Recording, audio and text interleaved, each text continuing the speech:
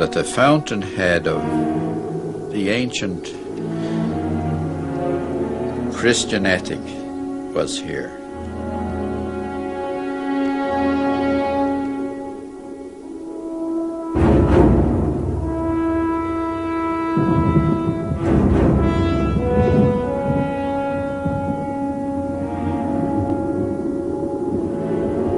It was originally the task of each member of the order to be a compendium of all knowledge, all known knowledge.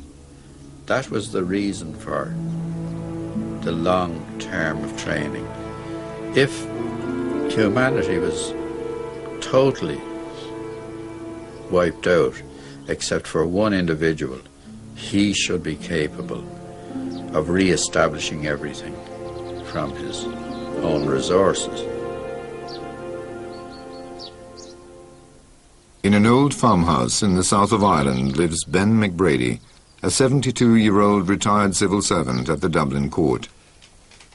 His material needs are few, and he manages well on his small pension.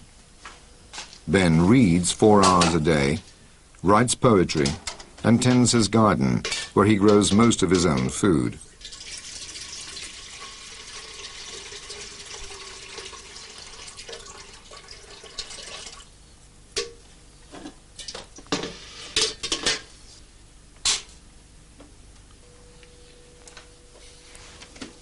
His friends call him the Druid. Many of his ancestors were Druids, but at the same time belonged to a secret order, of which Ben may be the last member.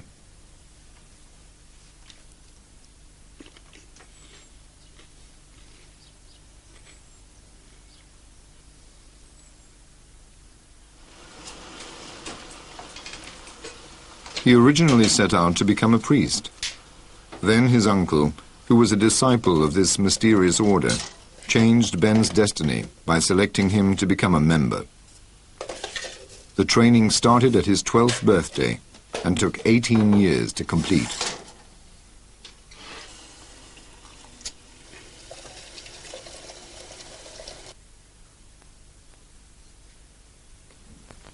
He had to develop all sorts of manual skills, in addition to studying history, law, philosophy, and poetry at Trinity College.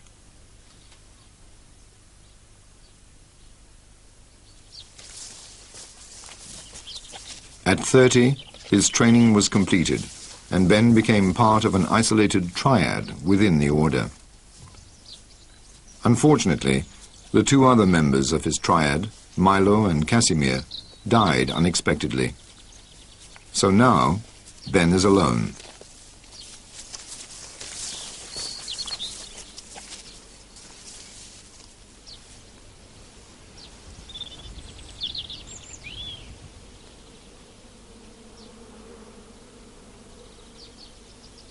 Since he has had no contact with the order for many years now, he believes that no other members are alive today.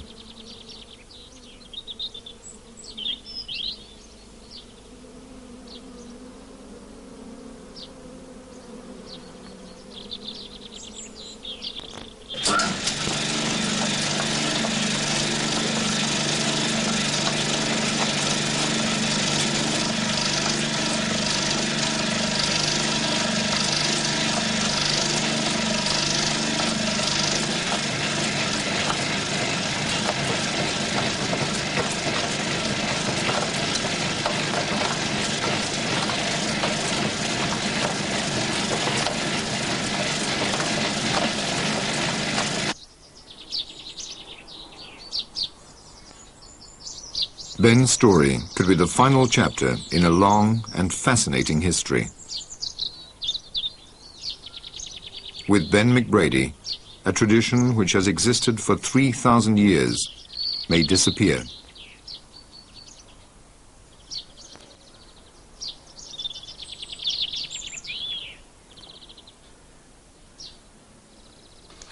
The order of which I may be the last member, by tradition, came into existence after the last great cataclysm or catastrophe which affected the world.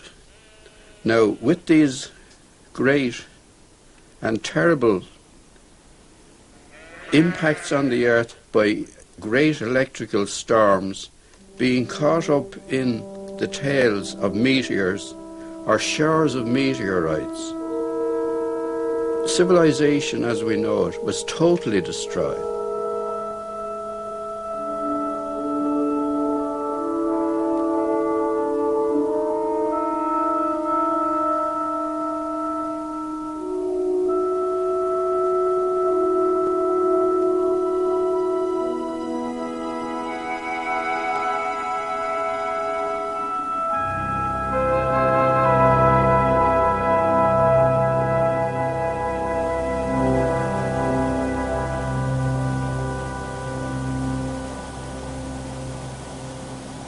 All knowledge came within the ambit of the order, but they were particularly concerned with astronomy because they had experienced so many very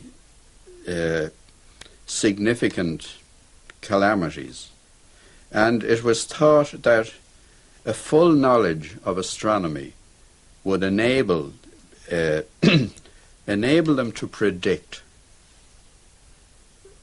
conditions when these calamities were likely to take place and take some kind of action to protect themselves. If you look at the great megalithic complexes in Ireland, you'll see that what are described as passage graves are really bomb shelters of a very primitive kind. They are well above any tidal wave level, and they also afford protection from meteoric showers.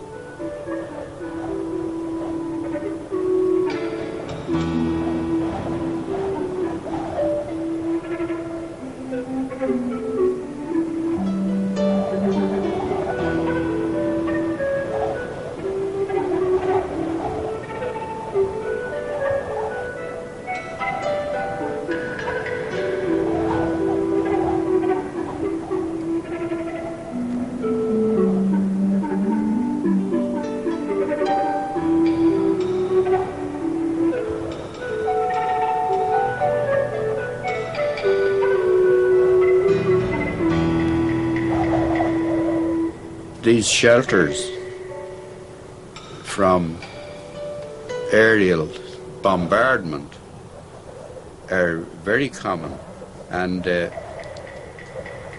well known. But what are not so well known, well, they are to archaeologists, but everywhere in the country you get souterrains, which are underground stone chambers.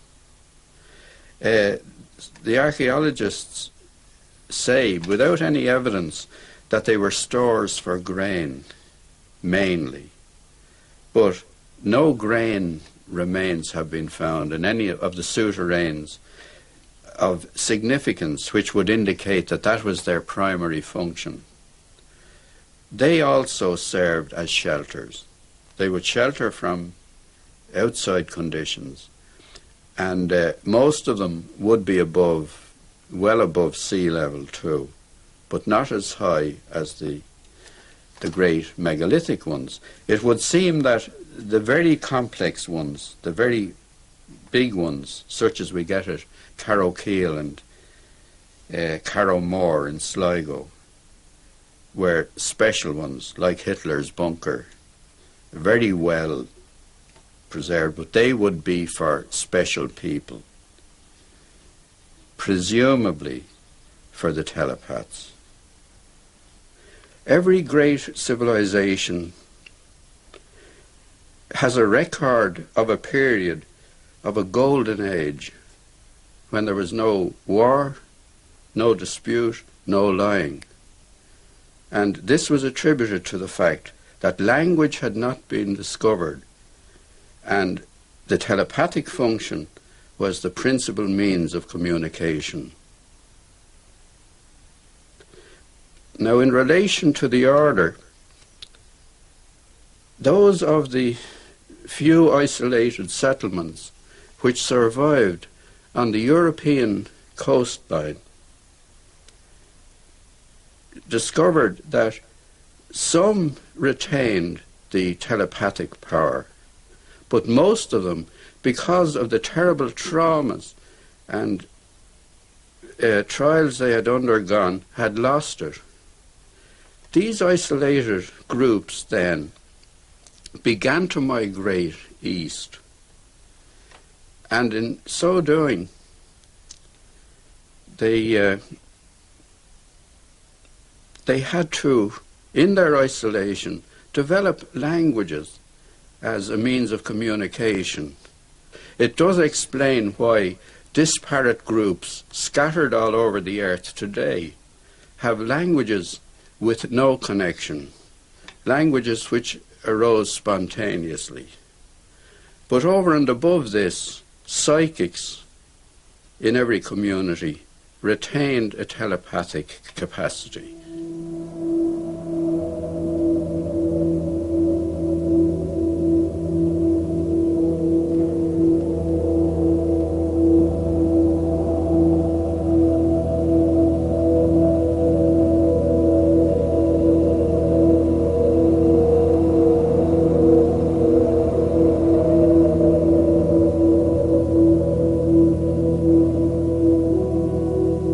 Members of the groups who emigrated east returned to the west. The last people to settle down ended up in Ireland.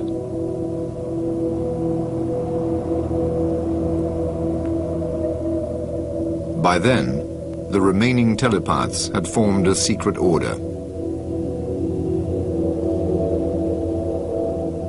The order at every stage had to remain outside society, within it, but at the same time not of it.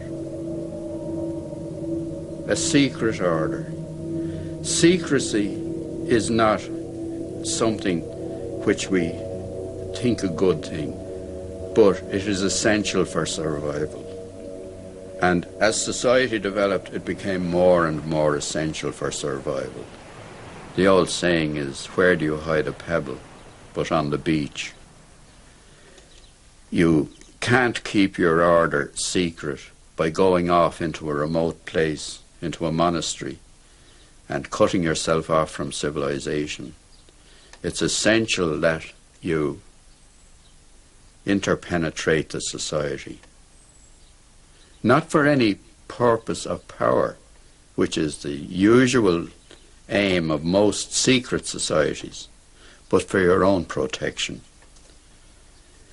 And a secondary function, as far as I can see, from my knowledge of the history of the order, they tried at every stage of history to influence for the good the way history was developing. And their peculiar faculties gave them the capacity to do so. So they may have saved a few bad calamities in that fashion, that social calamities. The dangers were very great. The telepathic capacity is the great danger. It's the great source of danger.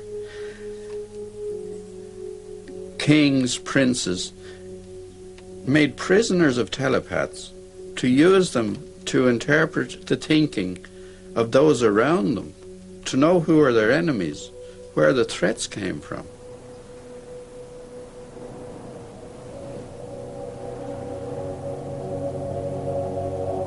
When members of the order first came to Ireland, they found that a mighty Druidic organization existed there. Members of the order were Druids. They infiltrated the Druidic organization, which was a highly complex one, and slightly, well, not slightly, but considerably different in Ireland from the continental Druids who are described by Caesar in his De Bello Gallicus. the Gaelic Wars.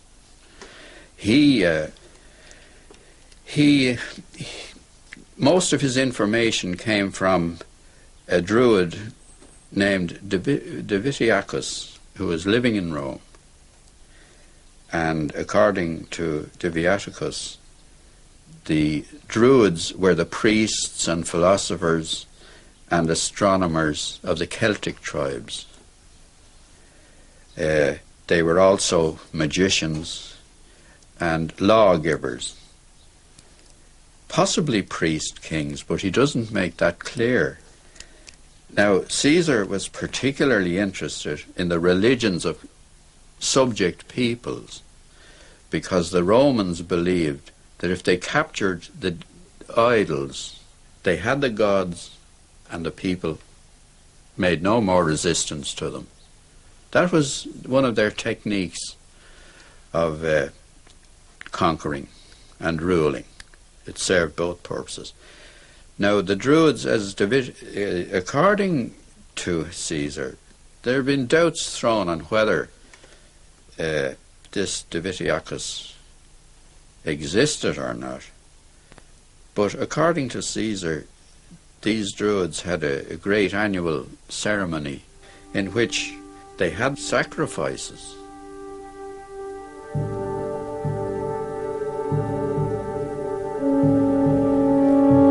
Historians nowadays agree with Ben that no human sacrifices took place in Ireland. However, the Irish Druids did have their ceremonies, among which were the celebrating of Beltane at the beginning of May and Samhain in November.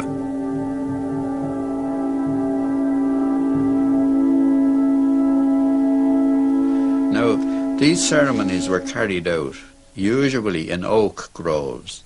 The oak was a sacred tree to the Celts and to a lot of Aboriginal people, or primitive peoples, who saw spirits in rocks and stones and rivers and growing things of all kinds. The name of the oak, the root term for oak is drua, and from drua, from the practitioners under the oak groves, they got the term druids or druidi, which was the Roman term for druids.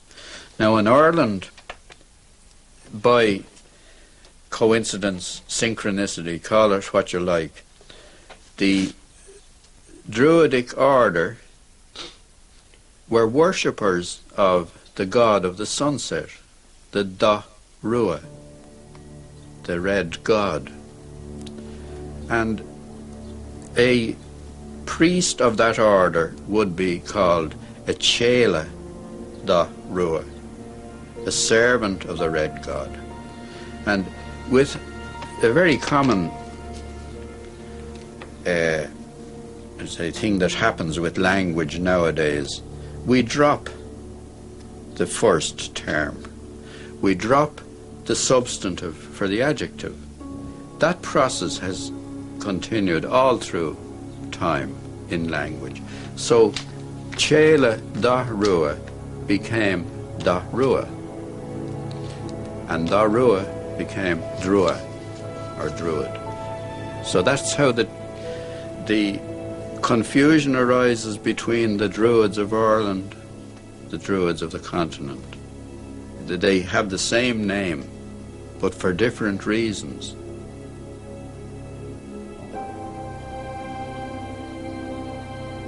Possibly a lot of the fame and esteem that the Druids earned for their knowledge and wisdom derived from the fact that members of the order were among them.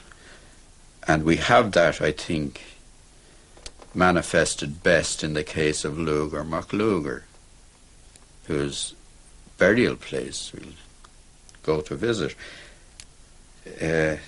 MacLugair was the most important Druid of his time, also a member of the order, and appears to have been an ancestor of mine. For many centuries, priest kings ruled the kingdoms of Ireland. In the 12th century, the leadership function was split in two. The Herenach took care of the worldly matters, while the bishop was responsible for spiritual affairs. Both were hereditary functions until 1699.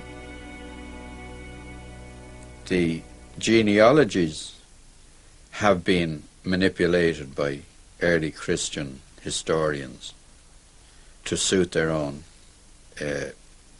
ends. But I am connected with the diocese of the Two Kilmores.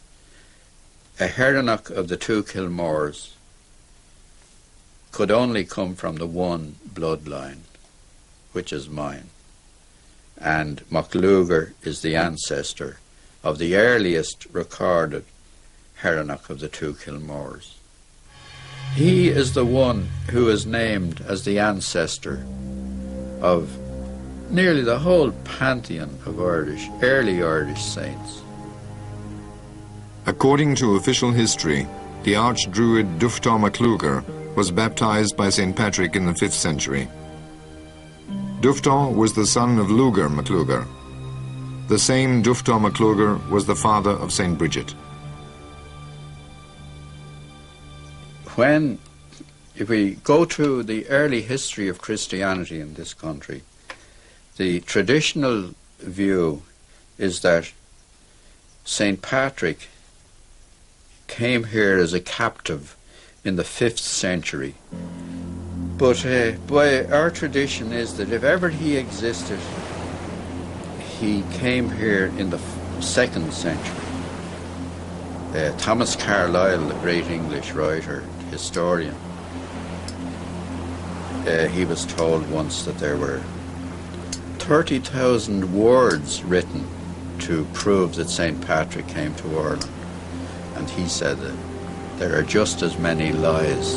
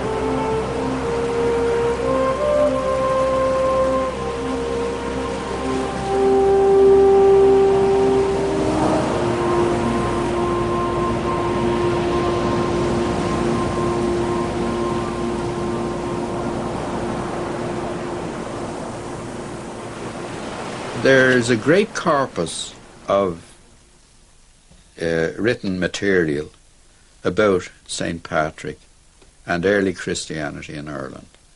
Maybe not so well known, but it's loaded with anecdotes and tales about the interaction of the Druids with St. Patrick and his followers and the conflicts between them, and how, above all, the only one who was able to smooth over the problems was MacLugair and his descendants. And MacLugair is in the annals, which are definitive, but were altered to suit. MacLugair, with a number of other filla and scribes, was given the job by St. Patrick of transcribing, putting into writing for the first time, the traditions of the Shenkis Mór. The Shenkis Mór was the great corpus of knowledge. It's well known to modern scholars that the genealogies were meddled with.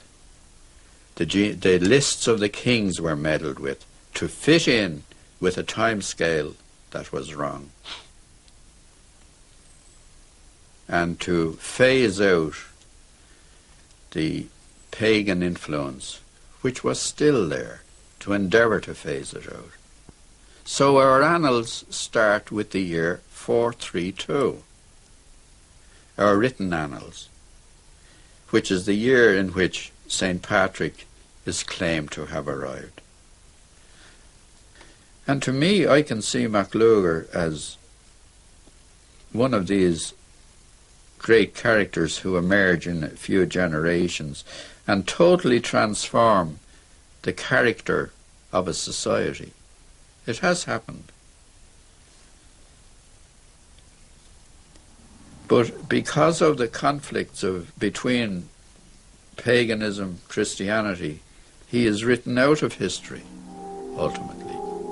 I look on him as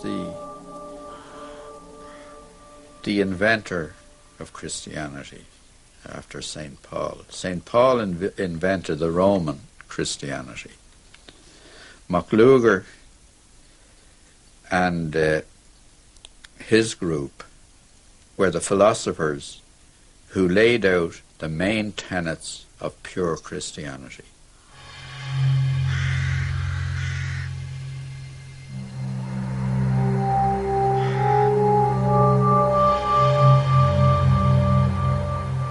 What we recognize as pure Christianity was the old religion carried from here to the east. But it does seem that the fountainhead of the ancient Christian ethic was here in Killeen-Cormac. It's a big claim, but over the centuries we have had the phenomenon of thousands upon thousands of Irish missionaries going all over the world, more than any other country, spreading Christianity.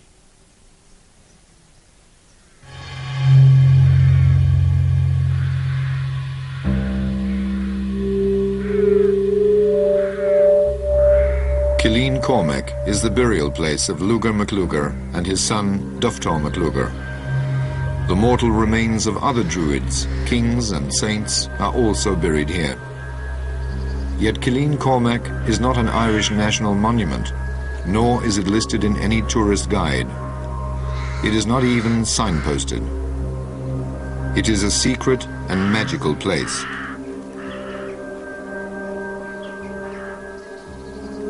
MacLugair and his antecedents and his successors lived in an area called Kennel Lugar in County Kildare, which in ancient times was a great marsh. There were two islands in the marsh. One was the settlement of the group, and the other was the temple and the burial place.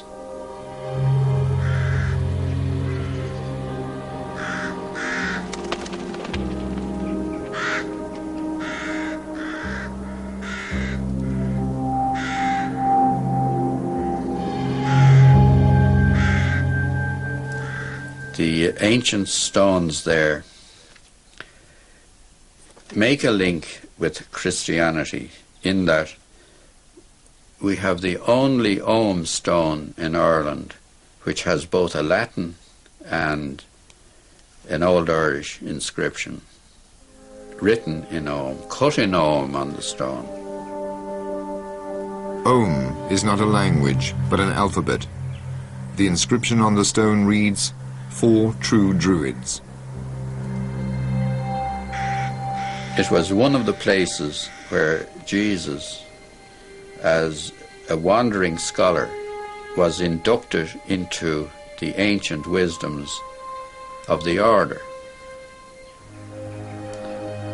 and then returned to Palestine to begin his mission over there.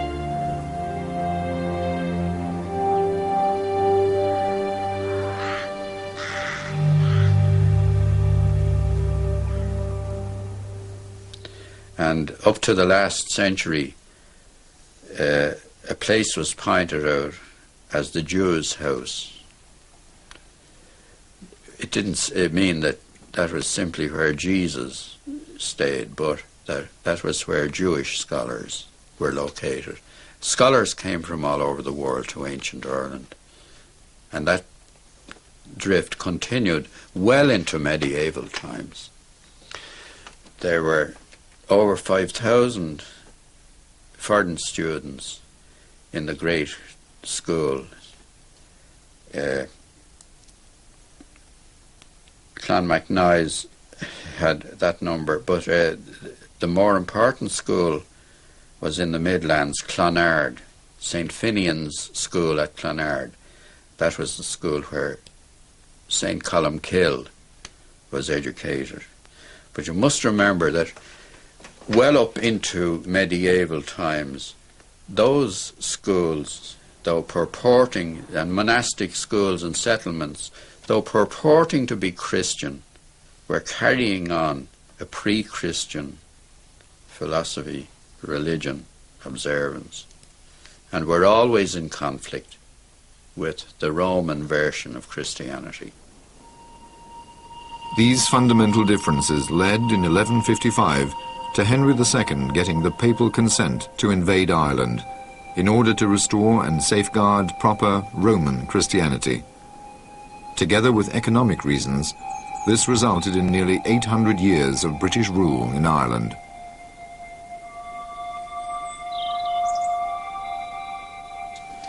The real explanation, I suppose, is that paganism, or pre-Christian Christianity, was so well rooted here that they wouldn't allow any new form of it to come in. That's Roman Christianity. That we still carried on the ancient philosophies and beliefs, and some of the solar worship which was absorbed into Christianity. If we can't see the very early churches, but the earliest we have clearly are just small temples for solar worship. And you see it in Glendalough too, the earliest churches. They simply allow a ray of light to come in to illuminate the altar and the sacred vessels and transform. That's the transubstantiation, the changing of the energy of light into the liquid which goes into your body. That seems to be central to all religious practices. It's the core of religious belief. The monstrance, in fact, is a vestigial relic of sun worship used in Christian churches. It is a manifest sun. It has a central part, the rays radiating from it, and they put the sacred wafer in the middle after consecration.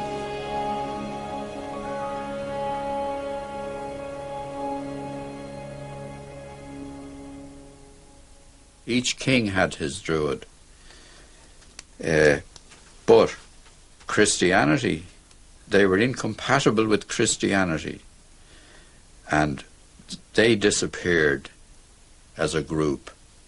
The order, however, continued to survive by adapting itself to Christianity and becoming part of the Christian organization, but keeping its traditions, keeping its beliefs, and acting inside Christianity, the Christian matrix. And that wasn't simply in Ireland, but all over Europe. And we find then MacLugair not only adopting Christianity, but becoming the ancestor, as the genealogy shows, the ancestor of most of the early Christian saints in Ireland, and the ancestor of the royal houses, including my own, the bishops of the Two Kilmores. Consequently, a good proportion of the order existed within monastic communities, religions of all kinds. In this country, it may have narrowed down the number in that, so far as I'm aware, the surviving members of the order had to have several primary requirements for admission. A, they had to have telepathic power. B, they had to be poets. C, they had to be of the priestly bloodline. And in ancient Ireland, the priestly bloodline was the ruling line, because it was priest kings who ruled. It's very likely that some of the very prominent and very strange religious characters in medieval times were members of the order. They did manifest the qualities of those of the order. From my study of history, that appears to me to be the case. From the 6th on up into the 9th century, there were missionaries, Irish missionaries were keeping in contact with the continent and founding monasteries all over Europe. But these monasteries, because I think of the influence of the order, were monasteries of Pelagianism, not of the Christianity as we know it. Pelagius was eventually condemned as the arch-heretic.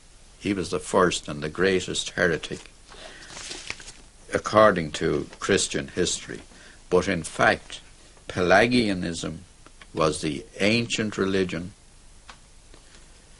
which Christ brought back, which was, I think, altered by the Romans, by St. Paul particularly, to suit the Roman imperium, so that the Catholic religion, Catholic apostolic religion, became the new Roman Empire in the 5th century after the breakup, the so-called breakup of the Roman Empire.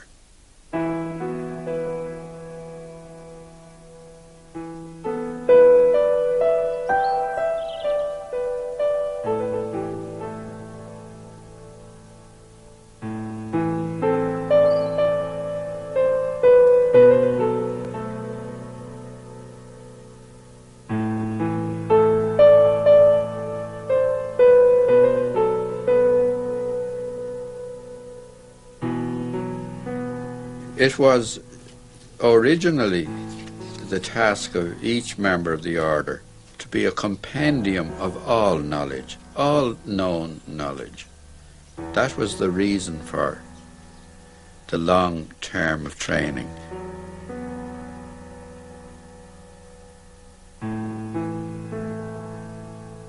If humanity was totally wiped out, except for one individual, he should be capable of re-establishing everything from his own resources.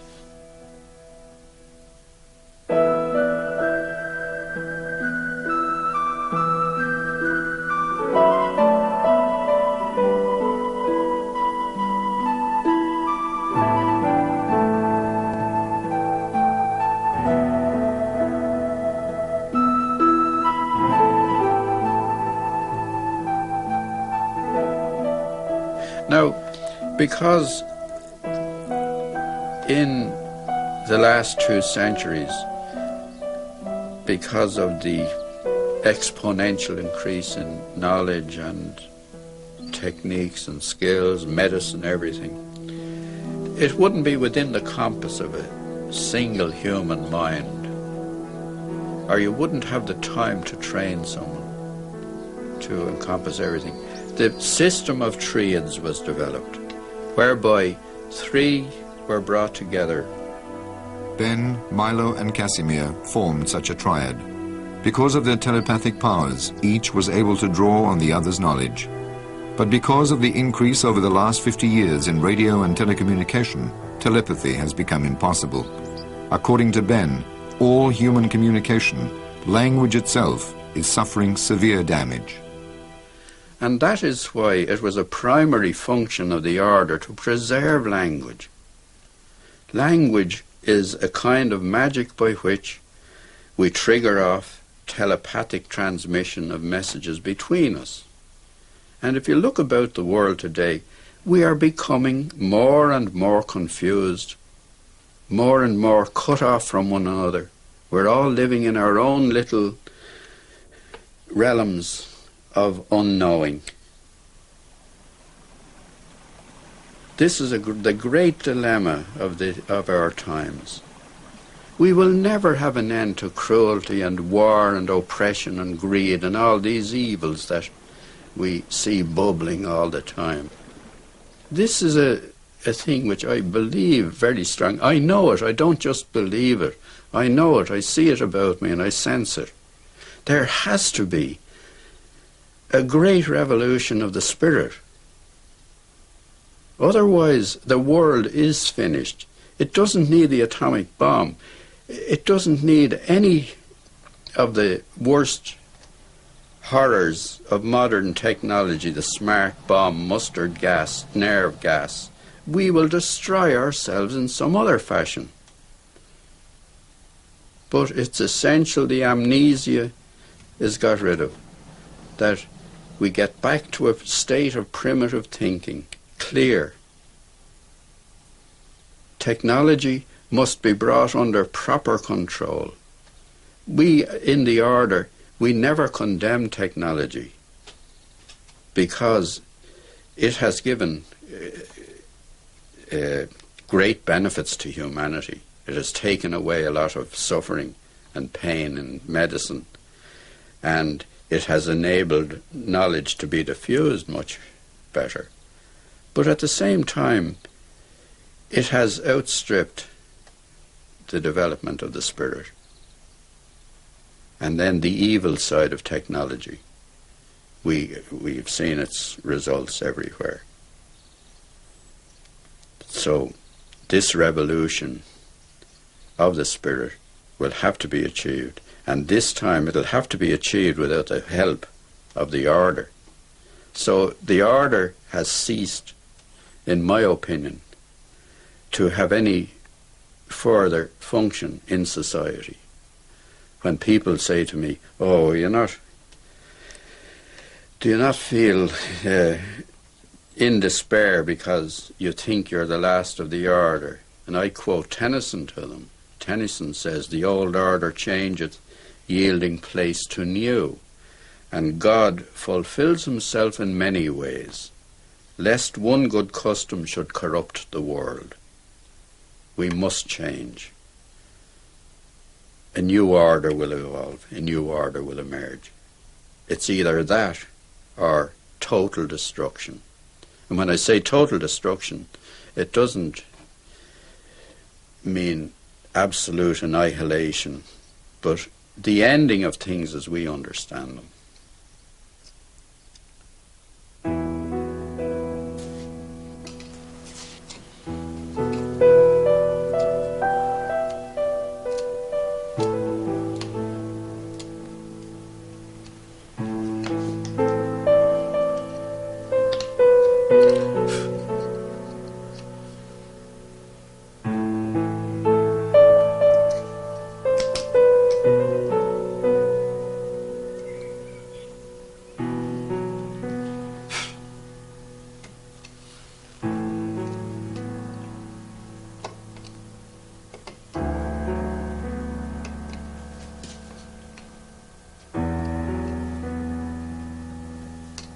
The fundamental training of the Order was to achieve balance, not to discard new knowledge, not to discard old knowledge.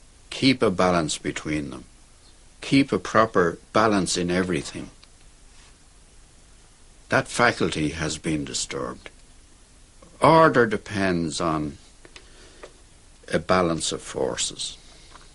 You can't have a cosmos, as Einstein says, designed by an idiot. There has to be order. In fact, the meaning of cosmos is order, as against chaos, which is disorder. The balance between these two forces must be achieved. As a natural law, as a fundamental law that we know inherently, we know intuitively that that is so. I've been told this very often, and I said it myself, that if you had scoured the world for the most unsuitable candidate to be a member of the order, I was that person. So far as my mental attitudes and general disposition are concerned, that I always had within me an inborn skepticism, and B, a sense of the ludicrous, which made me look on all rituals and practices as being games playing, and a carryover of other childish attitudes into adult life. I enjoyed it and still do.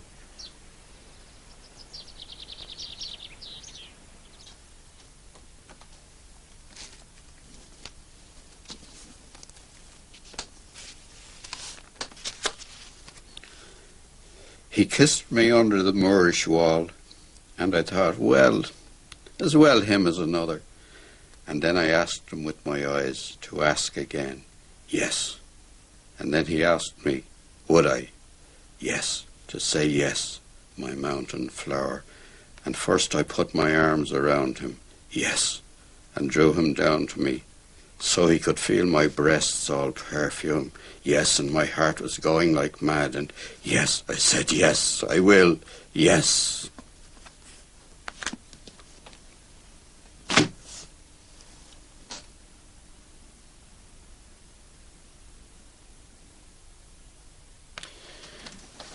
The way I look at life is what distinguishes, say, great writers like Joyce from others is that they are yea-sayers to life. The last sentence in Ulysses is yes, yes, yes. Molly Bloom is saying yes to life. So I was taught that lesson, that we must say yes to life. We must take the positive. The other side lies death and destruction, which is created by us. We can create death. We can't create life. And man is engaged to the limit of his faculties and abilities in creating death. That's why great transformation has to come. Otherwise, everything goes. That's the moral I derived from that whole issue. So now I continue travelling hopefully, which is better than to arrive.